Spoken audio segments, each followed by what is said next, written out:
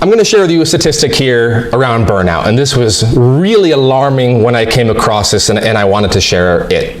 It's by Deloitte, and they showed through their research that 77% of people have experienced burnout at one point or another in their current job, and 51% of people have experienced burnout more than once over the course of their lives.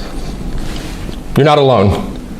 You're not alone. I know when I first went into burnout, I thought I was alone, and then I looked it up and I realized, whoa, a lot of people deal with these challenges. Hey, let me share with you some things that I learned from my burnout experience. Take what resonates and discard what doesn't. One thing, you can't change people.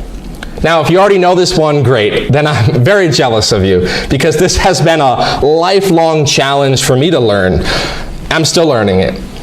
If I could talk to my younger self, I would tell my younger self, hey Jeff, it's great to have the passion and the enthusiasm, and it's really great to help others, but don't keep banging your head against people who refuse to change.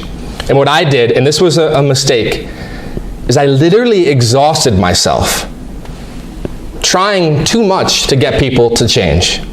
And what I realized is you can't help someone who won't help themselves. And I need to remind myself of this a lot. Another thing I took from this burnout experience, sort of like the best, worst thing that ever happened to me, is to say no. Say no respectfully and say no politely, but don't be afraid to say no. If you say yes to everyone, you become a slave to other people's agendas. For the sake of your mental health, for your well-being, for your resiliency, say no. And then, of course, the next thing that I'd like to share is to watch your time.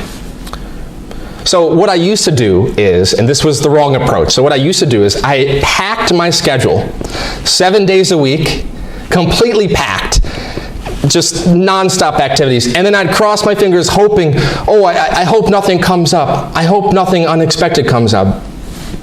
Well, with life, something always unexpected comes up. That's life.